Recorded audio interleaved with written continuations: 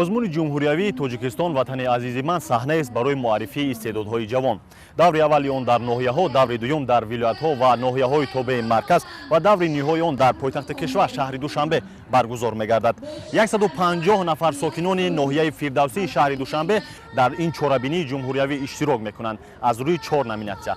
Ҳоло мо истеъдоди онҳо рӯи ана ҳамин саҳна хоҳем дид.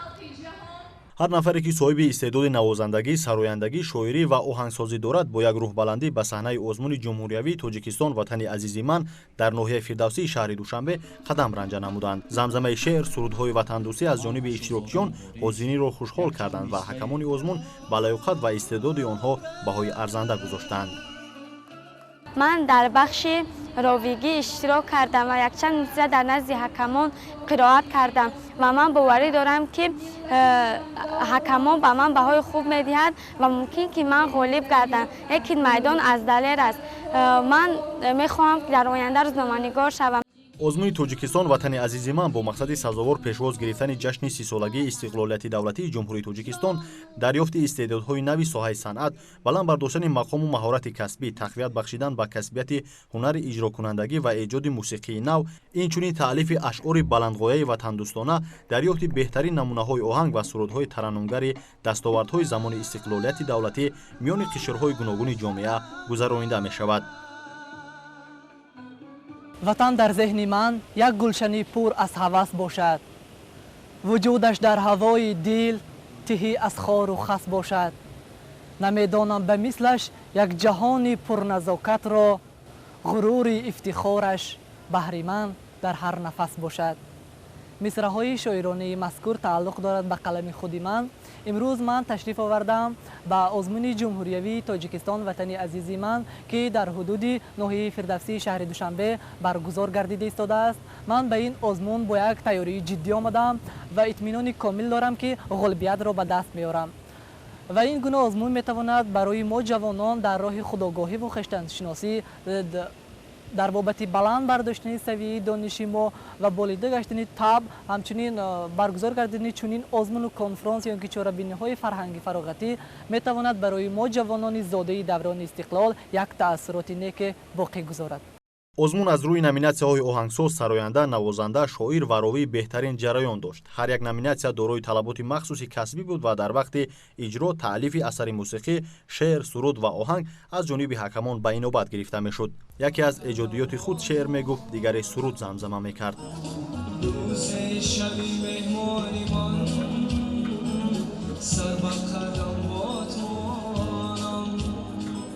озмуни Тоҷикистон ватани азизи ман ба ман имкон дод, ки ман истеъдоди худро пешниҳод кунам ба аъзои ҳакамон ва тамошобинони телевизиони синемо ва тамошобинон. ба ман муҳим нест ман оё ғолиб меоям ва намеоям. ба ман муҳим ин буд, ки ман дар ин озмун омада иштирок карда ҳунари худро санҷам. дар ҳақиқат имрӯз васфи Тоҷикистон бояд дар гӯшаву эмони ҳар яки тоҷику тоҷикистонӣ абаду абад бошад ва имрӯз тоҷикистони мо ки чунин як зебои гуворо ҳаст, ҳама мехоҳад ки аз сидқи дил ва ногуфта намонад, ки дар ин ҷо номинатсияи шоирӣ ҳаст, ровигӣ ҳаст, сарояндагӣ ҳаст ва навозиш ҳаст. дар ҳар як тори навои навозанда, дар ҳар як тори садои сароянда ва дар ҳар як тори садои он шоиру ровие ки имрӯз шеър мехонад, имрӯз менависад, имрӯз менавозад ва имрӯз мехонад, навои бӯи ҷонфизои гулафшони Тоҷикистони азизи мо муҷассам аст. озмуни Тоҷикистон ватани азизи ман бевосита аз ҷониби асосгузори сулҳу ваҳдати миллӣ, пешвои миллат, президенти ҷумҳурии Тоҷикистон муҳтарам Эмомалӣ Раҳмон пешниҳод шуда баргузори он пайваста зери таваҷҷӯҳи ҳукумати ҷумҳурӣ қарор дорад. барои иштирок дар даври ноҳиявии озмуни Тоҷикистон ватани азизи ман дар ноҳияи фирдавсии шаҳри Душанбе 150 нафар номнавис шуда буданд ва аз миёни онҳо 6 нафар навозанда, 3 нафар шоир, 6 нафар ровӣ ва 5 нафар сароянда ғолиб дониста шуданд. акнун ғолибон имкони иштирок дар даври шаҳрии озмуни Тоҷикистон ватани азизи манро пайдо карданд. من وسیع و فرزانه دانشجوی دانشگاه ملی تاجیکستان میباشم. امروز در آزمون تاجیکستان وطنی عزیز من در دور ناحیوی در نوینت شاعری اشتراک نمودم.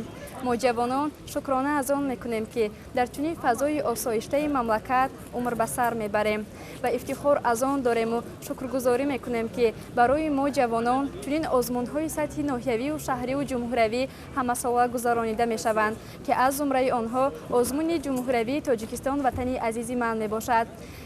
چون امروز در آزمون تاجیکستان وطنی عزیز من اشتراک نمودم، غالبیت رو به دست آوردم. کوشش میکنم که در دور شهری نیز با تیاری جدی برآمد نموده غالب دور شهری گردم. ما جوانان کوشش میکنیم که در آینده بهر باز هم آباد و زیبا گردیدن این ملت خویش با عقل و ذکاوت و دانش و مهارت خود پرچمبردار تاجیکستان در عرصه جهانی باشیم.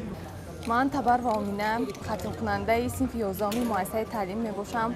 من در امروز در آزمون تحت عنوان تاجیکستان وطنی عزیز من اشتراک نمودم.